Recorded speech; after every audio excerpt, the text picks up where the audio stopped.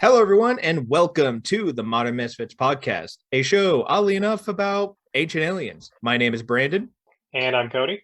And today is our inaugural episode. So I figure to start off, what do you know about ancient aliens? Well, I have caught, the random bits of episodes here and there on History Channel. Back in high school, back when I actually watched TV. Mm-hmm. Aside from that, not a lot. I guess I know the basic premise of the show of what Right. if religion was actually Right. aliens. We will get there. Trust me. We'll get there. But I'm sure pretty much everyone knows about the meme that is the show Ancient Aliens. Basically, the show posits that aliens came to Earth in the past and influenced humans and created civilization and whatever. Pretty simple, right? Well, there's about 18 seasons of this shit, so if it was simple, they wouldn't need 18 seasons to explain it. I get this weird feeling that it's actually a lot more simple than they needed 18 seasons for. Right. So for general housekeeping, one, I'm not going to go over the first season of the show. Those episodes are over an hour and a half each, and most of the points they make in those episodes are repeated in later seasons and don't get as weird. Trust me, Bigfoot will come up more than once in the show. Also, there might be some audio awareness with the clips. I got the episodes from archive.org. No, I was not about to enable the History Channel with money. And two, if you do in fact believe the aliens came to Earth, I don't think you're dumb. I just think you're misinformed.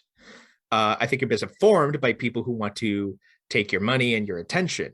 I'll shit all over the ideas in the show, but to the people who sucked into those ideas, unless they proved me a bad actor, I'm just going to assume that you were suckered into a dumb theory. Sound fair? I think that's fair. Fair enough.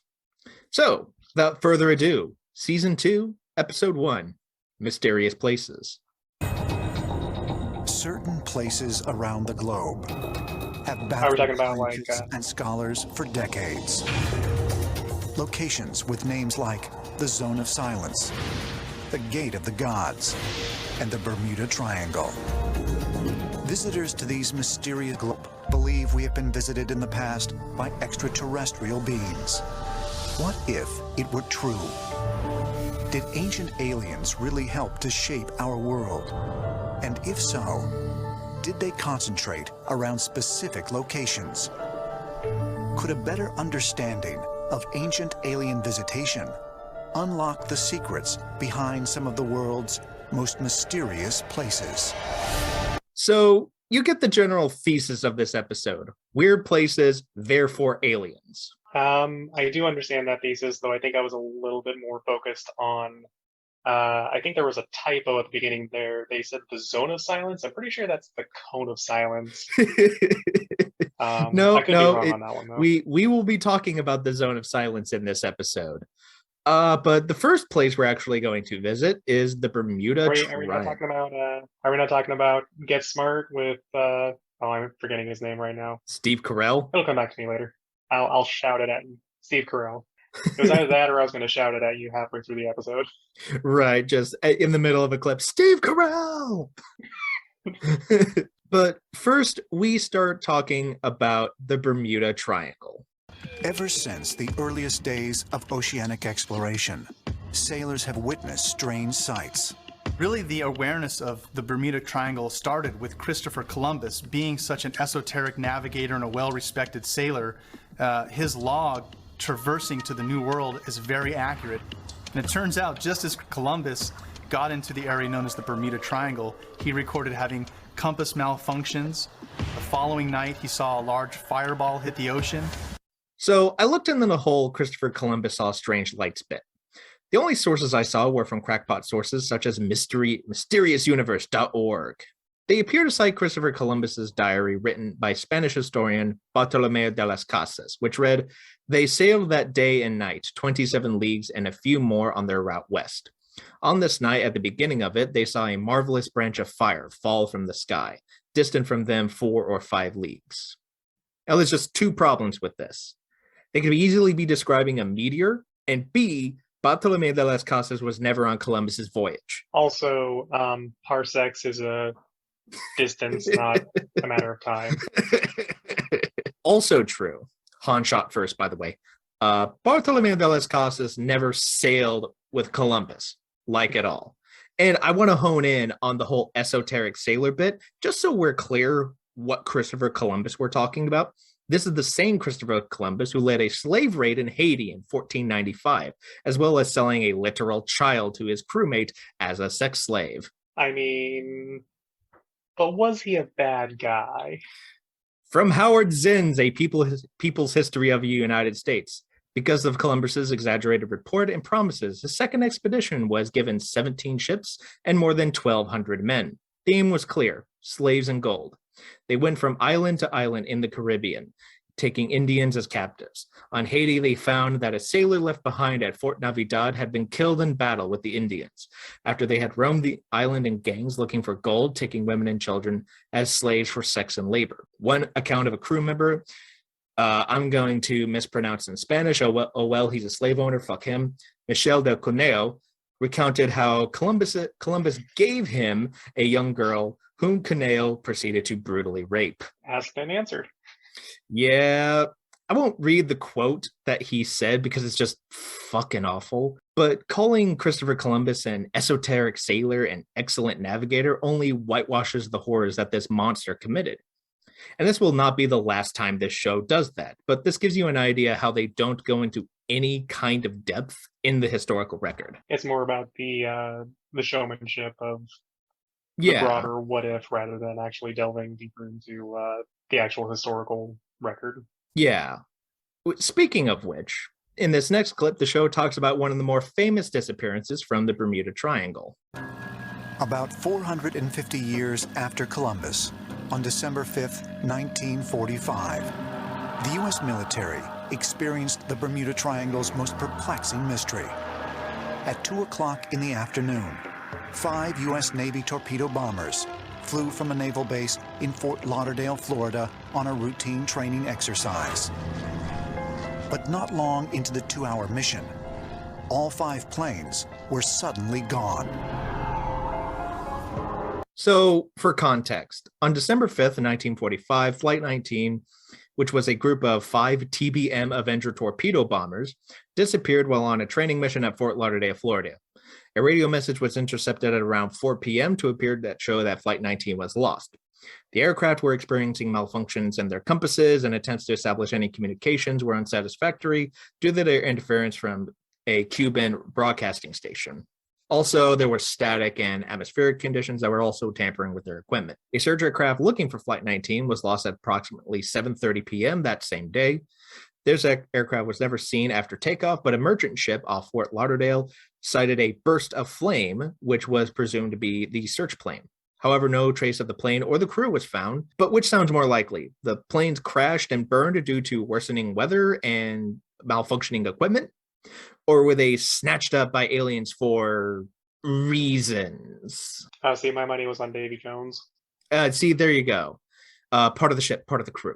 Here's a small clip, and I added in just because I think it's... here's a small clip, and I added in because I think it's important, because this is how the show explains, in heavy air quotes in both my words and the script, how the show explains these types of phenomena. That struck everybody as very odd. This was now the modern era. We have radar, we have radio, still 5 aircraft vanished. Now the question is, where have all of them gone? It really is as if they have been snapped out of our reality into something else. And of course, what that something else is, that's the mystery of the Bermuda Triangle. So I want to focus on one sentence right there. This is the modern era. We had radar and radio. So, would you like to hear a small history of radar leading up to World War II? Boy, would I. This is from the National Weather Service. So, to be incredibly brief, and I have to be brief because there's just so much shit. Radar got its start in 1886 from Heinrich Hertz, who discovered that electromagnetic waves could be reflected from various objects. In 1904, German engineer Holzmeier was granted a patent in several countries on a proposed method of using electromagnetic waves in an obstacle detector and navigation aid for ships. Fast forwarding to 1934. Yes, I know I'm skipping a lot for you radar nerds out there, but I have to keep this brief because otherwise this would just be a 6-hour podcast. The Army Signal Corps could detect targets at short ranges using continuous waves. In 1935, Robert Watson Watt in the UK proposed a system nearly identical to the US as an early warning system for aircraft because, they were getting bombed by Nazis. And it would be the British, not the Americans, who would be at the forefront of radar technology until the US became involved in the war. During the war, they realized that precipitation presented targets on radar displays and frequently prevented the full utilization of the radar systems. Turns out there are limitations in technology even in the so-called modern era. One of the major contributing factors to the disappearance of Flight 19, oddly enough, was bad weather. I can't tell if these guys are intentionally ignoring this shit, but they're blindly following the whole aliens meme to the nth degree.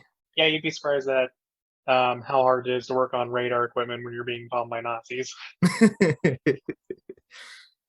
The next story goes on about a pilot who, in his account, flew through the Bermuda Triangle and experienced some sort of portal or time dilation. No one's really clear, and I can't find any corroborating evidence outside a website that is literally just to shill his book. So until I find anything else, I'm gonna remain skeptical. Yeah, the show uses that story to say that the Bermuda Triangle is a portal to Earth?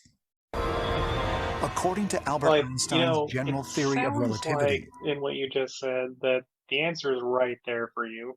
Yeah, I am asking very leading questions, but well, Brandon, there's clearly a book that you could buy that has all the answers in there. Yes, and it's called Chariots of the Gods, apparently. But apparently we have to talk about Albert fucking Einstein. It is possible. Through Einstein's principles of being able to bend space using a gravitational pull, it's very possible that extraterrestrial craft could somehow get a higher charge of energy from these locations like the Bermuda Triangle, which allow them to do a burst of energy, if you will, a warp speed, and harness some type of extra particles or energies from these locations to get them where they're trying to go. We're not even 10 minutes into the show, and we've already escalated quicker than a video on Pornhub.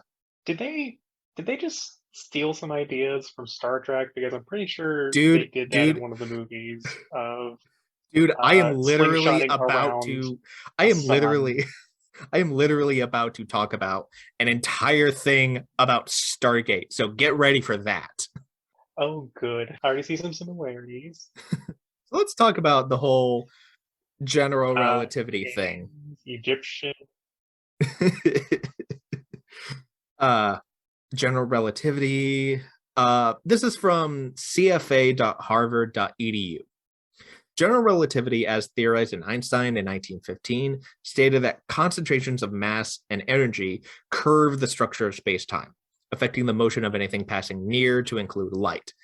This has led to new discoveries such as black holes and the whole universe is expanding thing, but I'm not exactly sure how it explains the Bermuda Triangle though. But the show goes on to state that the Bermuda Triangle is a two-way portal that the aliens can use or whatever. It's never explained. Is that where the Stargate part comes in? No, we will be heading to Peru for that one, but I'm getting ahead of myself on that one. Because even though they don't unpack the whole Bermuda Triangle is portal nonsense, they have to whiplash their way to Mexico to the Zona de Silencio, or Zone of Silence. It's an epicenter for some of the strangest phenomena ever experienced Steve on Carell. Earth. That's who it was. Nothing works there. If you go there with your cell phone, the cell phone stops. If you go with a radio, it stops. If you go there with a compass, the needle just keeps spinning. It's completely bizarre. There's strange rocks everywhere. You have strange mutated animals living in the desert in this area. You feel a strange tingling when you're there. I get a strange tingling whenever I'm hopped up on mescaline too. So in Minecraft. To be fair, how many of us have been walking around with our compass and been like, man, this thing gets like 5G. Why am I not getting service? So let's talk about the Zone of Silence. And despite its name, it tends to be a bit loud these days as it attracts tourists from all over the world. Now, there's a whole thing where like a missile landed in this area known as the Zone of Silence. The people who live in that area in what's known as the Mapimi Biosphere Reserve have a word for the people who come here to see the whole like zone, and they're either called zoneros or silenciosos. Now, when that missile that I just described earlier landed, the US government came looking for that missile, and a local security force was formed to help protect it, who was headed by a resident known as Jamie Gonzalez. The US built an airstrip to take the broken pieces away, and likely the story would have just ended there. But workers kept coming back to Jamie, to local landowners, and their friends noticed the importance of encouraging tourism in an otherwise just desolate region. We really don't know what role Jamie played into the whole propaganda around this, or the landowners, but local newspapers and national media soon spread the basic stuff that the show just regurgitates. Now, the author of this MexConnect article spoke to people who went to the zone, and their radios and compasses actually worked. And any claims of mutated animals were just very typical local ecology. Hell, there wasn't even any consensus about where the zone actually is located. Yeah, but I mean, like, maybe all the mutant animals went underground or something. Yeah, I mean, we will get to underground aliens. Maybe they were at taking some a nap point. somewhere. We will get to underground aliens at some point. This would be mostly harmless if people were just getting drunk, believing in weird shit, and going to the desert to look at the stars, which honestly sounds kind of rad. But this tourism relies on a fabrication of events and phenomena, and encourages fossil and artifact collection, aka stealing. Tourists drive off the main roads and leave trash and destroy people's land, and they frequently have to be rescued since they rarely prepare for traveling in the desert. Turns out you need water there. They also leave angry when they don't find any strange things, the stuff that they're supposed to see, apparently. I mean, I saw Bigfoot there, but like, I'm not supposed to see Bigfoot there. I'm supposed to see them. I'm not happy. I'm not happy. I didn't see the two-headed jackalope. A chupacabra ate my girlfriend, but like, I didn't see like a raccoon with two heads on its butt. So, but you see where I'm coming from, right? So when I hear about these theories that, oh, they're just harmless, sometimes they're not. Sometimes they can cause real harm to people and the environment. I'm getting this weird flashback to that news story. I don't remember how long ago it was, but people were convinced that there was a leprechaun and they were hunting for it, and that's God, this is slightly reminded me of. I'm vaguely remembering that. When was that? Oh, I would have to look it up, and I don't think we have time to pause that long. Fair enough. For me to try and find it. The show goes on to state that the Zone of Silence appears to be some sort of vortex or whatever, because meteorites keep falling in the area. The only meteorite I could actually find is the Allende meteorite, which fell in 1969. Nice. There we go. The show waffles about how research isn't being done into non-existent meteorites landing in the northern Mexico. And then it does something that will become very common in the show. Basically, the Anasazi, which are a culture in the American Southwest, and the Maya, who existed in the Yucatan Peninsula in Mexico, they were connected because they had a detailed understanding of the stars. They're separated by thousands of miles, but both the Anasazi of the north and the Mesoamericans of the south found the zone of silence and used it as a meeting place between their two cultures. You can imagine if you studied the stars at night and plotted the constellations, obviously one of the things you're going to see are these meteorites streaking across the sky. If your answers come from the sky, you probably would follow those streaking meteorites and find out where they ended up. And the theory is that they may have found what they were looking for in the zone of silence. So there's just one problem with that. I couldn't find any credible evidence that the Anasazi and the Mayans were using the zone of silence as a meeting place. Also, streaking temporary lights in the sky don't seem like the best way to find a direction and Yeah. know where you're going. Yeah, they might I know that be- wasn't the implication, but that's what they were like. I mean, like, what else could you get from that? I mean, it sounds more like they were trying to do a star map and then they got real distracted. They were distracted by the pretty lights in the sky trying to make a star map. No, that's kind of what it sounded like, was like, oh, they were looking at the sky and they navigated with the stars, and then they saw this streak of light in the sky and went, ooh, look at that, let's follow it. Let's go that way. Here's some context for both of those cultures. The Anasazi was a culture that started around 1500 BC to sometime around the 13th century AD. They built structures into cliffs as a form of protection, and archaeologists have found evidence of civilizational collapse by means of war and cannibalism. Data from tree rings show that a terrible drought lasted from 1276 to 1299, and the Anasazi deforested their region to create the roof beams and firewood. The Mayans, by contrast, lasted from around 2600 BC to 900 AD, in the present day, like I said before, Yucatan Peninsula in Mexico. Their civilization collapsed similarly to drought and inner conflict. And also, oh, by the way, those Spanish conquistadors that came in, remember those? If you want a better perspective of what happened during the Mayan collapse, I heartily recommend the Fall of Civilizations pod on the topic. Also, there's a wonderful documentary called The Road to El Dorado. I would sing the songs, but I'm pretty sure we'd get copyrighted like immediately. So the show goes on to state that their connection between the Maya and the Anasazi were also their belief in sky gods.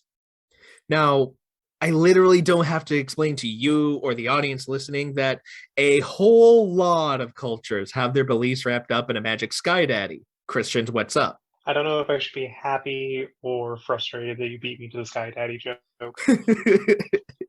You shouldn't be proud of me, I'll tell you that much. But listen to this. There are a number of reports of UFOs in the zone of silence. Probably the most prominent and most popular report came out of the town of Ceballos. It was on a late summer afternoon when a number of townspeople saw an object hovering in the sky on the outskirts of town. They described it as being about 100 meters wide. It had multicolor lights flashing, wasn't doing anything, it was just hovering in the desert. After a while, it simply took off and headed out into the zone of silence. That sounds like the best rave ever. But also you see There was this big flashy thing in the sky, just minding its own business. just doing its thing, providing raves wherever you want. I can hear your cat, by the way. It's very nice. I'm sure the audience will love that. I am very sorry for the ASMR of this very happy cat. So doesn't it seem odd that the UFOs are drawn to this place and they're not actually doing anything? It's almost like they're shifting the goalpost here. Like 1 minute that this place is a hot spot for weird activity, but then things are just drawn to it. Like, I'm not sure what they're trying to say here. It's that very strange coincidence of things are drawn here and things are happening all the time until someone actually looks into it. Yeah. So the show does this thing again, and it pivots on how these, quote, portals would be useful to the magic sky daddies. Giorgio Tsoukalos, which he will get a fucking episode on his own. Goes fucking buck wild with this one. Just to clarify, and before we recorded this, you had to remind me that that's the name of the Ancient Aliens meme guy. Yeah, he is the guy with the crazy hair. He will get his own episode, I assure you. There's like a whole bunch of shit to talk about with that guy. Fantastic. If I was an alien coming here 10,000 years ago, obviously there weren't any road maps at the time. However, I could use the anomalous magnetic spots on planet Earth as signposts of sorts. And so that when I come back, those signposts would be my guides to find my way around planet Earth. So, like, how would they know what the guideposts are, Giorgio? I'm sorry. Obviously, there weren't road maps at the time. They couldn't stop at the 7-Eleven and be like, hey, I need a road map. Hey, man, can you point me over to the Jamba Juice? You know what they say about ancient aliens visiting Earth? They will never stop and ask for directions. And the show goes on to ask whether or not these places are portals or guideposts. Like, the show isn't consistent, like, at all about what these, like, things are.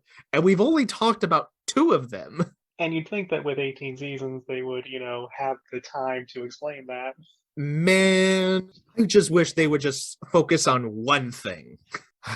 But after their commercial break, they go to Peru and talk about the Inca civilization. East of Lima, Peru, near the shores of Lake Titicaca, is a site that has mystified visitors from around the world. Oh, wow. Shamans still come to perform rituals and offer prayers at the rock wall on this high plateau, Changing frequencies. as they have done for generation after generation. It is known as Puerta de Hayumarca, or Gate of the Gods. And when you see it, it's quite baffling. Here is this giant doorway carved into solid rock, and it appears to be a gateway, but it doesn't go anywhere. Almost like it's symbolic or something. Well, no, Brandon, people don't just build doorways for no reason. Like, Yeah, they totally didn't why do would that you in do that? Greece or Egypt or Rome. Like, it's a spiritual portal to the gods or something. Well, yeah, but those examples don't, like... And it's funny because when I Google searched Puerta de Hayumarca, the 4th image, and I swear to God, the 4th image was of a Stargate like in the show Stargate SG-1. And I can't find any credible archaeological findings about this place, probably due to the alien tourists hopped up on mescaline. But if anyone can find one that is in English or can be translated through Google, please send them our way. Now, this is a segment I would like to call, Was This a Place Plot to Stargate? Because, according to the show, Inca priests used special devices to activate the Puerta de Hayumarca to turn a rock into a Stargate, essentially. According to legend, this Stargate was activated by the help of a golden disc. And this golden disc fell from the sky. Well, the story goes that the first priest king of the Incas took a golden disc up to this Gate of the Gods, stuck it in a special recessed area, and this interdimensional doorway actually opened up, and he passed through it, never to be seen again. Do you see the plot do you see the Stargate analogy I'm about to make? I mean, I'm not, I never avidly watched Stargate, so, Well, allow me to nerd out for a second. Now, most Stargates have what's called a dial home device, or a DHD. In SG-1, they're usually in front of the Stargate as like this little altar thing. On Stargate Command on Earth, they built theirs out of a supercomputer. And the Nox, which is an alien race in SG-1, built theirs out of some sort of energy-producing moss. The show doesn't explain it. In Stargate Atlantis, they are held within these flying machines called puddle jumpers. So they can be portable, and likely, given the advanced technology of the alien species called ancients in the show, they likely were. The show then goes on to theorize that this golden disc was basically a DHD. Mm-hmm. And we're sure that they didn't, just get this thing to work and we're just throwing things through it to see what would happen. For all we know, that was a hubcap. So there are a bunch of civilizations who have a sort of priest class that are given special access to those magic sky daddies. Ever did a little digging into this thing called Christianity? Oh, so you want to go ancient? The Romans had a literal state religion with literal state priests. The Khmers had rulers, and the Khmer rulers and pharaohs of Egypt were considered literal god kings with special access to their respective religions. This isn't new, but it also doesn't mean that they're aliens or whatever. So that's is Christianity a very popular religion? I don't think I've heard of it. I've never heard of it. Hold on, let me turn on this thing called The World on Google, and I'll scroll to the news section. Oh wow, a lot of people are bitching about it. Must have just gone under the radar for me. Yep. Both of us must be living under a rock. And that ends my little segment I like to call, Was This a Plot to Stargate? The show then theorizes that these Stargates were one end to a wormhole, able to take us from one point to another. And again, like some sort of show that started in the late 90s that lasted 2 seasons with 2 spinoffs, with a really weird kids show. Seriously, look it up. Now, as I write this, wormholes as a concept are entirely theoretical, like this guy explains. The wormhole is a theoretical construct through general relativity. The concept is really that there's a possibility of space-time being connected, various parts of space-time being connected through a small channel. And if such a construct was made, then you'd have a shortcut between very distant parts of the universe. So again, it's entirely theoretical. Like, they could exist, and our current understanding of science shows that they are possible. Now, but what's the likelihood that they exist in the Bermuda Triangle? There's also, in going along with the whole theoretical thing, aren't we also unsure whether or not they're just one way? Yeah, I'm not 100% sure on that. Like, any thing that I find on black holes or wormholes or anything like that, there's it's a theoretical concept. Like, we just don't know how they work yet. But are they in the Bermuda Triangle or are they in solid rock? The show has no answer for that, but treats wormholes like they're a normal part of interstellar travel with no actual proof to back that up. Jason Martell here seems to think that representations of people passing through from one plane to another is them planet hopping.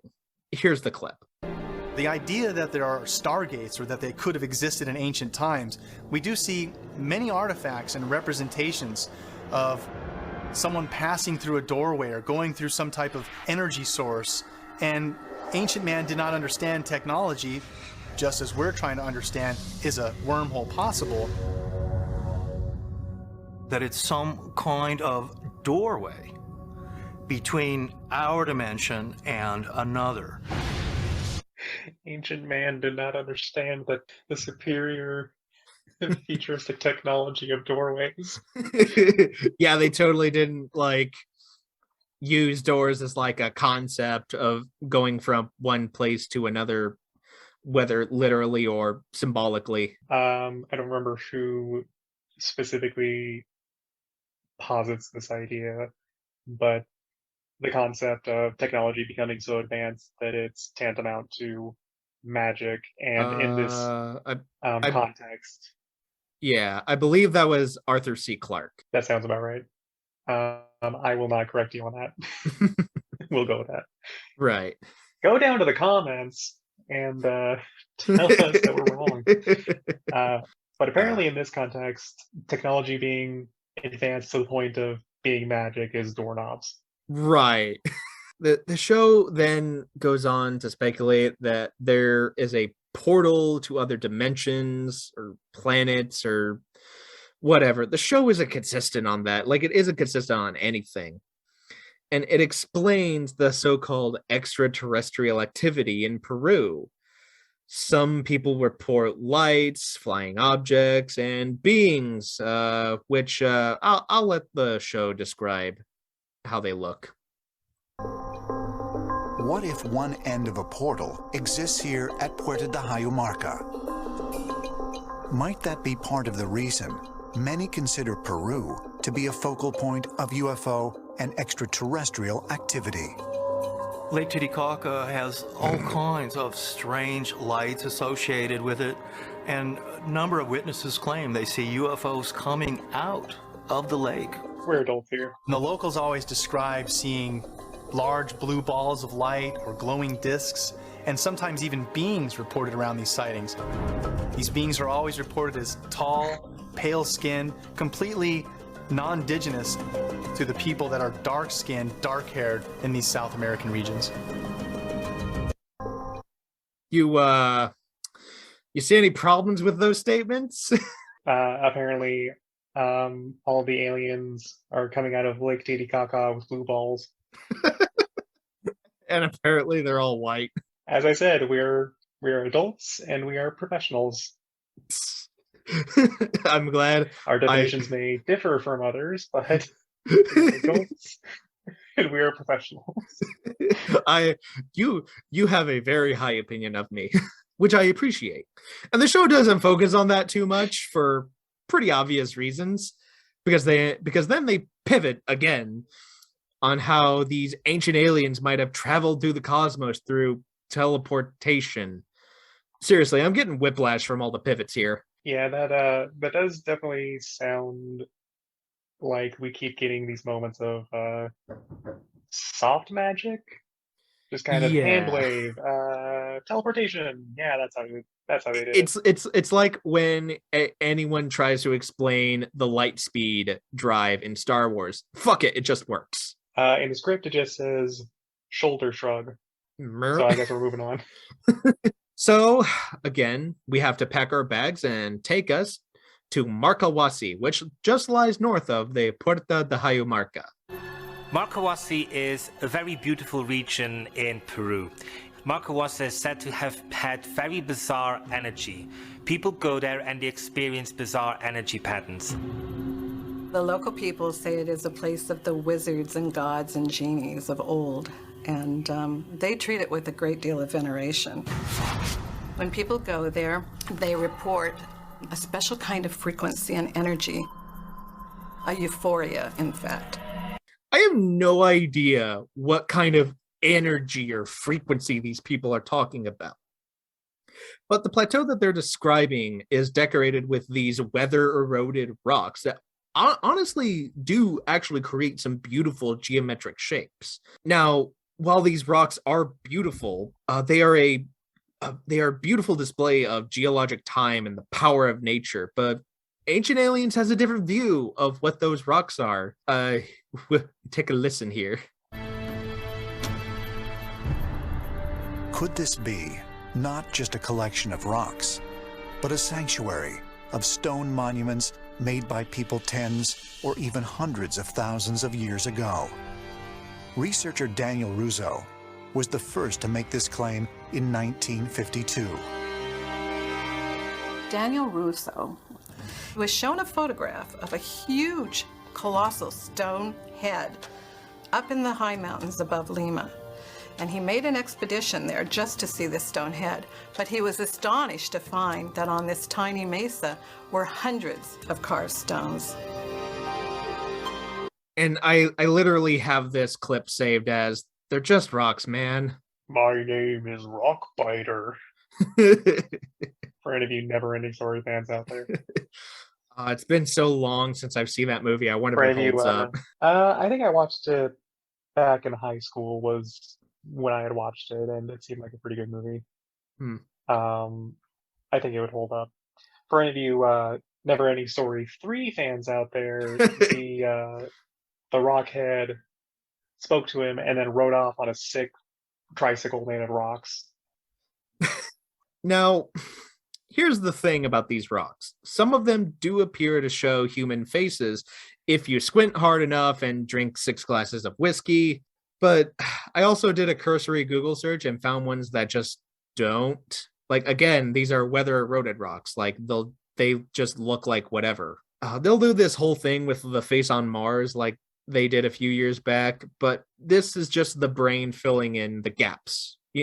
You're familiar with that concept. Yeah, our brains were sort of adapted to kind of see faces and things because that, or see things as possible, right?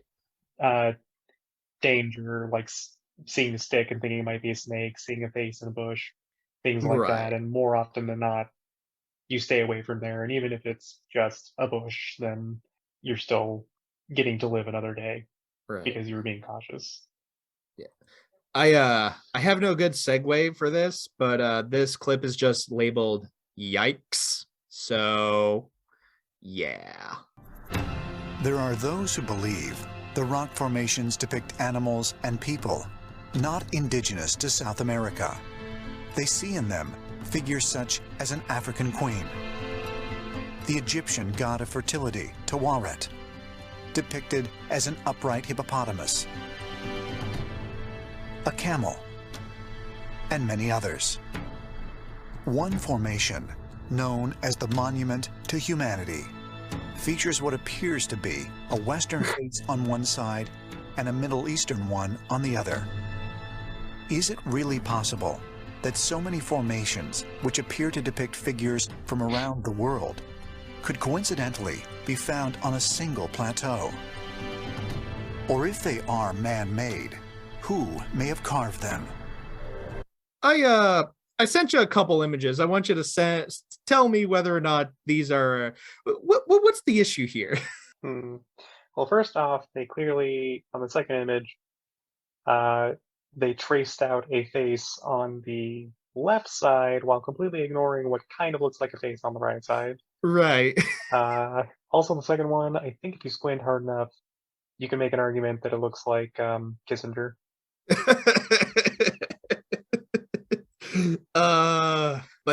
Yeah. So this show got racist early on. Yeah, no, they're not. I think if you were to just look at them, you could see them as just faces. And then it kind of seems like they looked at it and said, oh, you know what this looks like? And attributed very specific they look around to see who's around them. So even Dr. Robert M. Stokes, who I'm sure we'll talk about at some point, because he has this whole weird theory that the Sphinx was built in 10,000 BC. Even that crazy guy basically says that the Markawasi stones are just natural objects and that it's the mind's eye making shapes. And it sure does say something when one crackpot says to the other, yeah, man, they're just rocks. Cool rocks, but just rocks. Looking over like, look, I know I say some stuff, but like that guy. This guy. The guy that sees weird. The faces in the rocks, that guy's crazy. Now, let me tell you about how the pyramids were built in 10,000 BC, despite all evidence to the contrary. Oh, this should be interesting. Yeah, we'll get to the pyramids at some point, I'm sure. But the show, this episode specifically, waffles about an Incan legend about a god turning people into stone. And then we go to Atlantis for some reason. The name Markawasi provides a clue to its origins and mystery. The word itself predates the Incan Empire. Markawasi scholar and researcher Daniel Russo believed the name meant two-story house and referred to the strange complex of buildings located on the site. That really raises the question that scholars and theologians have been trying to figure out for many years. Is there an Atlantean or some lost civilization? So Markawasi puts that question back on the map, Could this be possible? Were there transoceanic cultures visiting thousands of years ago off the books of recorded history? The answer to that question is no. Are you sure though? I'm pretty sure. I'm pretty sure. Okay, I'll take your word for it. Look, no serious scholar or theologian is asking whether or not there's some secret lost civilization. Just some weirdos on the internet and the History Channel, apparently. It does seem like in a lot of having not necessarily watched Ancient Aliens a lot, but I definitely, when I was in high school and junior high, viewed a lot of just general shows about the supernatural and like Loch Ness, Bigfoot, aliens, stuff like that. And a lot of it does seem to circle back around to Atlantis at some point. Yeah, and we're about to talk about this supposed lost civilization. Not Atlantis specifically, but...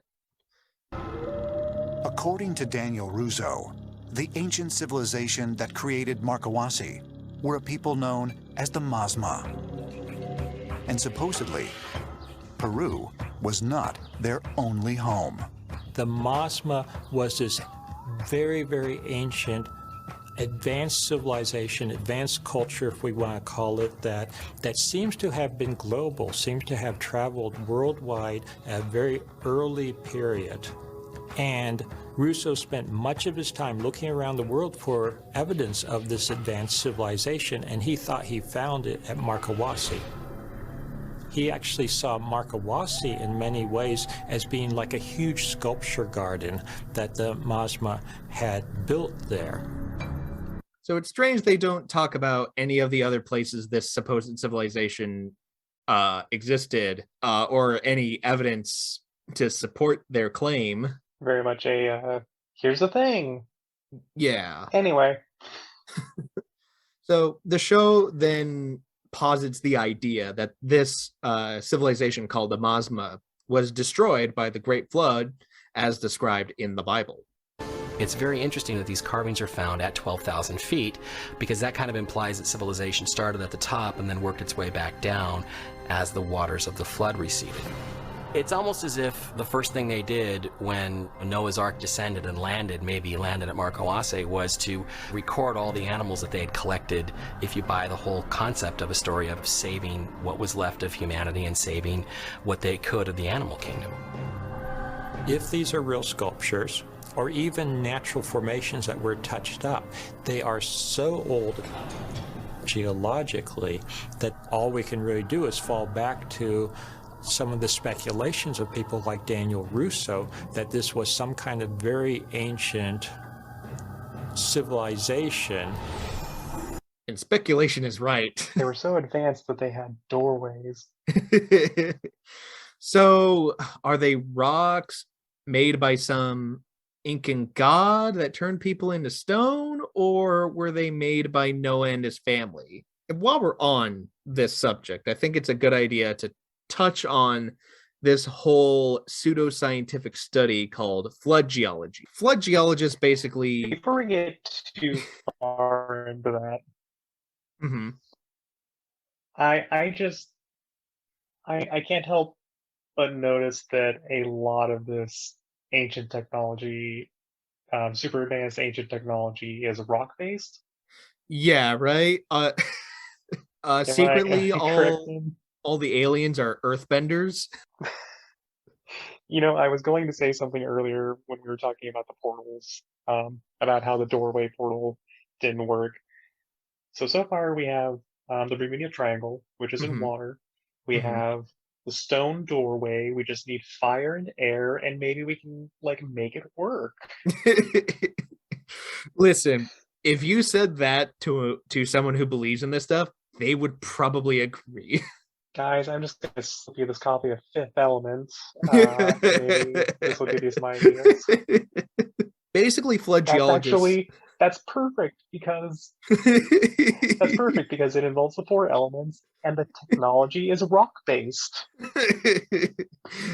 So flood geology. Flood geologists interpret the known geological evidence based on the Noah's flood that is described in the Bible. In his paper, The Defeat of Flood Geology by Phil Center, he provides a range of evidence that is against this whole idea, which includes the evidence of dinosaur eggs, as well as Triassic period insect nests that could not have existed underwater. But then again, these people don't think dinosaurs are real. Okay, so is this like parallel to young Earth creationism, or is it Yes. not? Okay. Instead of using dinosaur bones, let's use what they can't call a fake: rocks. There are rocks that do deposit via water. That is correct. But there are also subaerial deposits, where deposits are done through exposed ground, not water. If the Great Flood existed, as it is described in the Bible, it would have had to account for these deposits that would have been submerged underwater. Plants as well can't germinate if they are a meter below water. And we have examples of fossilized plants standing upright during the time of the dinosaurs that they don't believe existed. It's a good paper. I recommend it. I will link it in the show notes. Basically, every culture has recorded some sort of mythological flood story, the Epic of Gilgamesh being the earliest. But rather than, magic alien space daddies, it might have something to do with the human requirement of water, and that the Earth is like 80% water. Just a thought. The show goes on to talk about how these gods left these things here to record something for future generations to warn them of. Yeah, don't think about it. We don't have an idea either, but it's definitely not climate change. To warn about, we only got 30 minutes. We got to keep this thing rolling.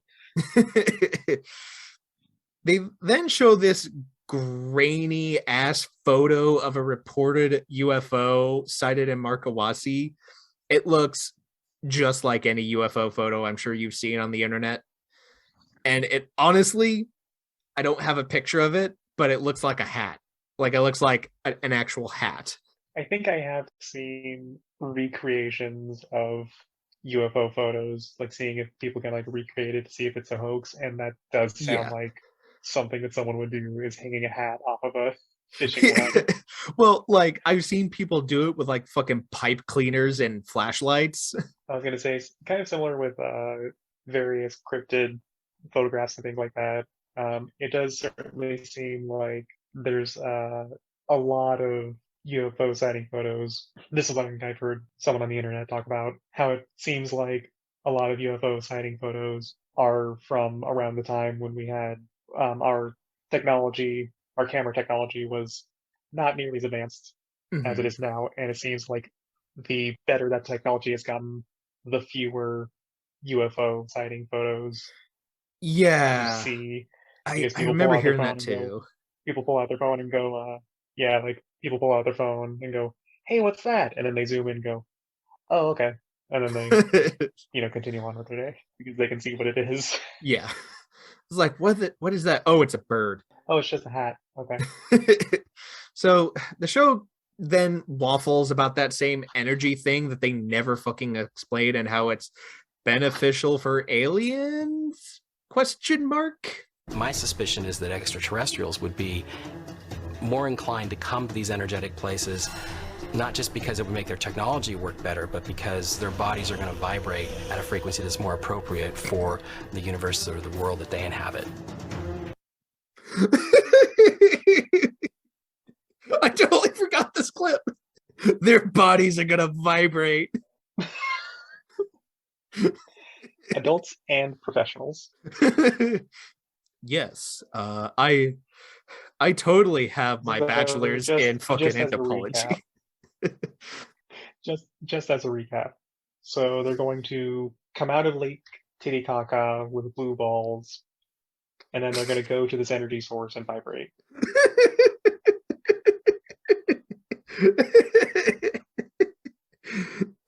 I mean, if that's the timeline we're going with, like, I'm signed on. I mean, I see no downside, man. The show then goes on to state that these sites are connected via the, quote, world grid, which sounds like a thing from Power Rangers lore.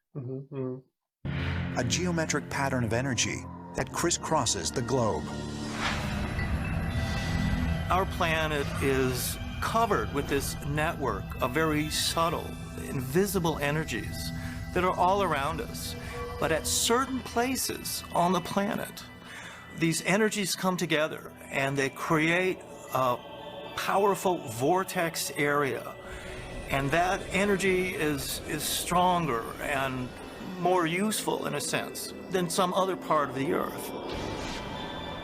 Yeah, that just sounds like the morphing grid from Power Rangers. Yeah, basically. Yeah. Generic magical energy. Yeah. This next clip, wow. I've got nothing. I genuinely don't have anything for this next clip because it's just so fucking weird. It's well known that Australian Aboriginals follow these dreaming tracks as they go on their walkabout through the desert. They can see these lines on the ground, they claim. The Chinese also believe that they can see and track these dragon lines. And in fact, a very popular Chinese practice of feng shui is to use these energy lines that are coming and going throughout the land. So we're going to come out of Lake Titicaca with blue balls and going to vibrate and come and go. Yeah, we're going to do some lines and we're going to come and go. So about feng shui, because I'm going to go on this tangent about feng shui. Feng shui, according to Nat Geo, is the art of arranging buildings, objects, and your general space in an environment to achieve harmony and balance.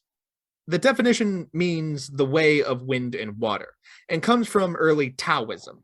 Feng shui stems from the Taoist belief of qi, or life force, which is made up of yin and yang elements, both complementary and opposing forces. Feng shui is about balancing these elements to improve that flow of qi by arranging furniture, decorations, buildings, and even whole cities. This would promote positive qi and ensure overall good health, improve personal relationships, and bring good luck and prosperity.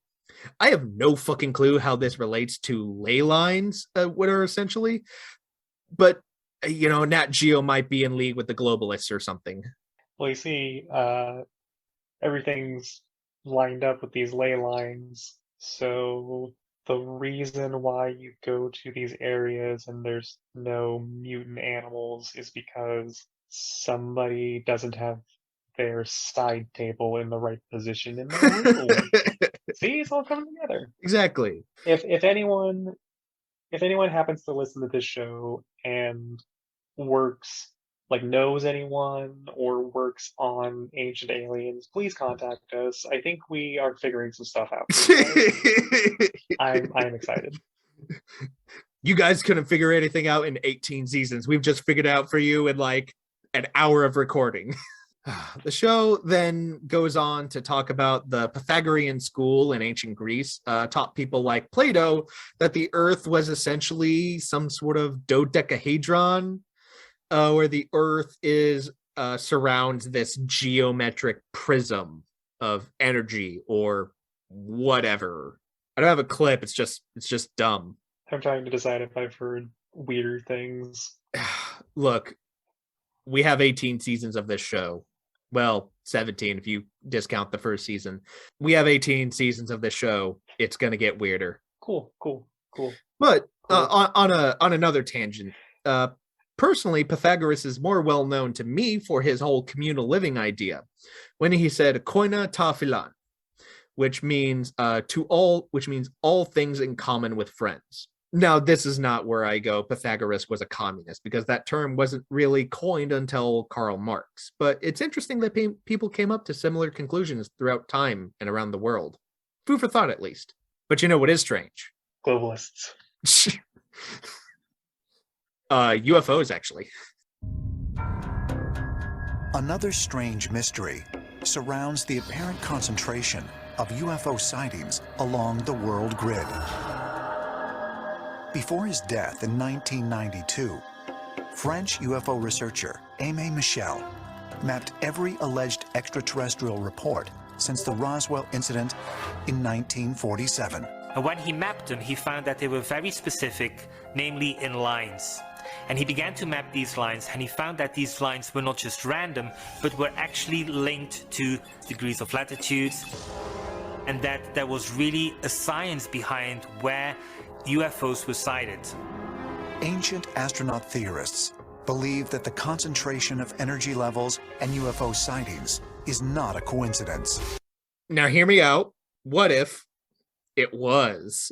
Nah, that can't be it. Yeah, it all has to be connected to something. Like if I literally mapped out like how many people eat cheese across the world, I'm gonna get a similar result most likely. Does that mean anything greater? No, it just means that people eat cheese everywhere. Not wrong. Also, like I think that checks out. yeah, also not for nothing, those lines that we make, those longitudinal and latitudinal things on a map are not like magic sources of energy. We literally made them up. Like we just made a piece of paper and was like, hey, we have to find a way as a universal way to like map these things out. How do we do that? Oh, lines. So now we get into what is known Lines in the specifically. yeah, Lines specifically. Magic doesn't work with squiggles. yeah, yeah.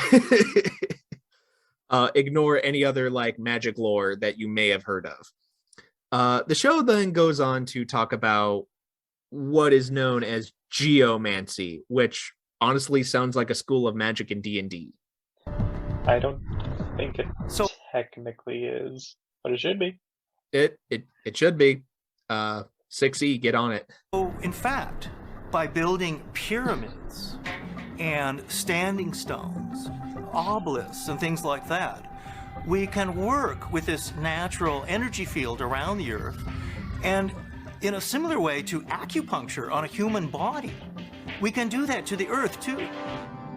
And by putting certain structures or a needle in a certain place in the Earth, we can accentuate these energies.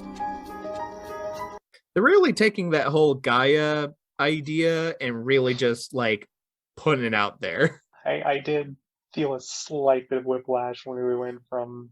I'm glad that glad in quotations. I'm glad that they came back around and like connected that circle, because it felt like a whiplash going from standing stones and obelisks to and acupuncture.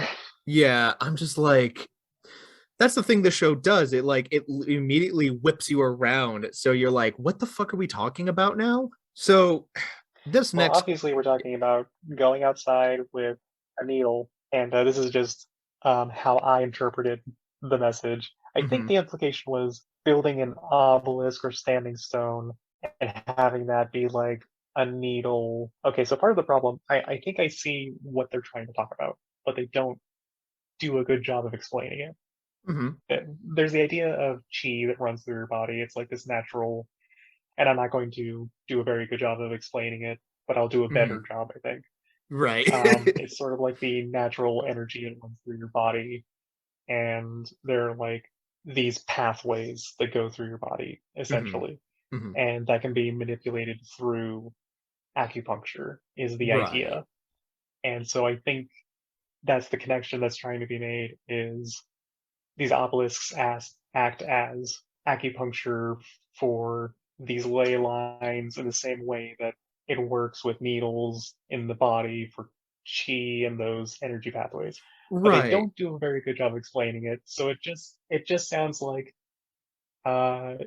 acupuncture. So you can go outside with the needle and stab it into the ground. Right, and That's like what I got from it. And like the next thing I want to ask after you can build a standing stone, you can build an obelisk. Right. And the next thing I want to ask is like, well, how does it manipulate these energies? You can build a standing stone, you can build an obelisk, or you can just have a needle. Right. And like the next thing I want to ask after that usually is like, okay, well, how? But also most importantly, why? Why build these places? Like that's the most important thing of like the show doesn't even tackle that very specific question. But then again, it's probably not meant to. Kind of like I kind of touched on earlier, it's more about the what if than it is actually answering the question. Right, yeah. Yeah, I think you're right on that one. In this next clip, we hear from the head honcho himself, Eric von Daniken, the guy who wrote the book Chariots of the Gods, the book that kicked off the modern ancient alien movement. He'll also get a whole episode dedicated to himself, but let's see what he has to say on this specific topic.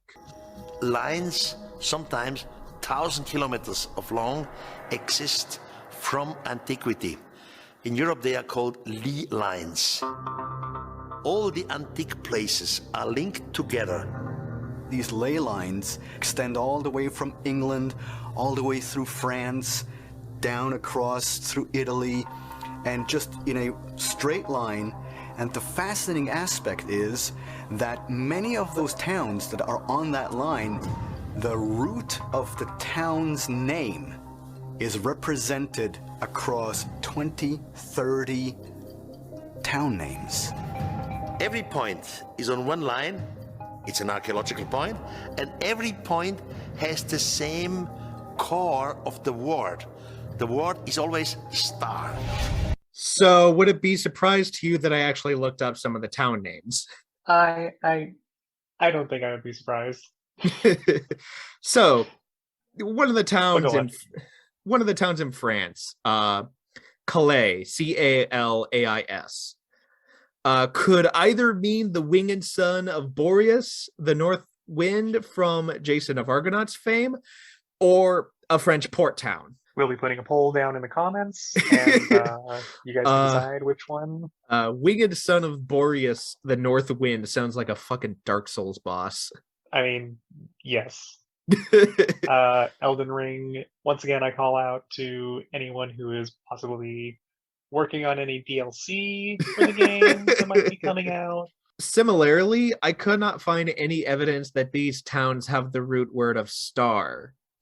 But if they did, they wouldn't need like magic lines or space aliens. They would just need to look up and be like, ooh, star, what have we named our town after that? And that's just even assuming that's the word they used for it, for the town specifically. Right, because different cultures might have different interpretations of what a star is. They wouldn't necessarily just use the same exact word. Yeah, like even like French and Italian have different words for star. Like the French word for star is étoile, and the Italian word for star is stella. Yes, insert your Stella joke here. Stella. There we go. Rain pouring down. So where they got that all these towns have the root word of star, I have no idea. My bet, Giorgio's hair. Now, here's where the show gets real weird and pulls the ultimate rug under the both of us and asks whether or not, cue dramatic music, we're the extraterrestrials. Okay, before we move on to that. Yeah. I don't know if you'll like move. That was a good intro to that, and I don't know if you want to move that or like re-record that. But there's just something that's bugging me because like I don't know if we're just dealing with a different period of time at this point because time is a weird soup, and I kind of lost track of where we're at. But at the beginning of this episode, we talked about these like specific energy spots that the aliens would use to figure out where they're going to get like a boost. And they said, and they didn't have road maps at the time, but now we're talking about ley lines and how they are clearly creating like roads. Yeah, right.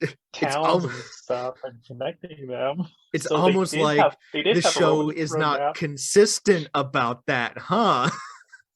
No, I'll leave this in because your realization is like the realization that I had when I was cutting clips out for this particular episode. So yeah, it's almost like when you take away the flashing visuals off the screen and actually like pay attention to what they're saying. Yeah, right. It doesn't like always... I'm doing to you. My neck is gonna hurt tomorrow. From the whiplash or from the whiplash. Yeah, and this last clip here, I just have it titled as "Aw, shit." we did not come from here, and it's simply an older version of humanity taking care of the younger version that they're going to leave the planet to. The idea was that generations in the far future, they must struggle over these artifacts and over these indications, and they must start to ask questions. That's the situation we have today. The main thing that these mysterious places can tell us about our past is that it's a lot more complex than they teach us in school. Yeah, no shit, it's more complicated than they teach you in school. Why didn't they just leave a note? That is like the ultimate, like, these aliens apparently are like so like technologically advanced. They couldn't leave something more direct? I think they may have tried to look at this from a this is real kind of thing. Mm-hmm. This is real kind of lens. I think they overestimated our ability to figure it out. I mean, we do live in the year of our Lord 2022, so this is a good point.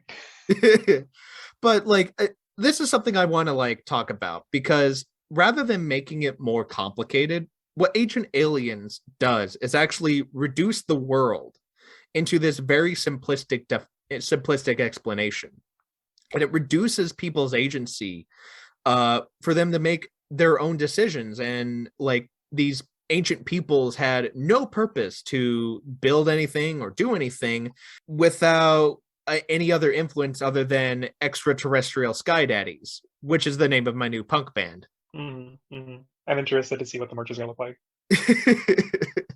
I will absolutely, if we get followers, I will make extraterrestrial sky daddies as merch. Hell, I just might make that fucking shirt. I'm imagining like kind of a circle for the outside part of the logo, Mm-hmm. and there's like a body of water with an alien rising out of it, with blue balls that's with the vibration lines around it. Now, don't worry, we'll make it family friendly, and he is holding two And just physical like a balls in regular- his hands. Fine. You know, the hardest part of I'm this fine with this show. compromise. The hardest part of this show is actually trying to decipher like anything they're saying, because there's no point or any coherent message, and they just jump around and don't adequately tackle any one specific topic. I can imagine that also makes it difficult for your side of things. I get the easy part of the job of just sitting here and getting to listen to this stuff, and I imagine that on your end of actually having to try and look into any of this stuff is made harder when they're being so vague about it. It is, but this first episode, it's been fun. It has been fun. And I mean, I'm definitely having a good time. Yeah. And if you all would like to have the fun continue, please subscribe at wherever you get your podcast, leave a like and a review, and we will see you all in the next episode. We have been the Modern Misfits. See you all later. Bye.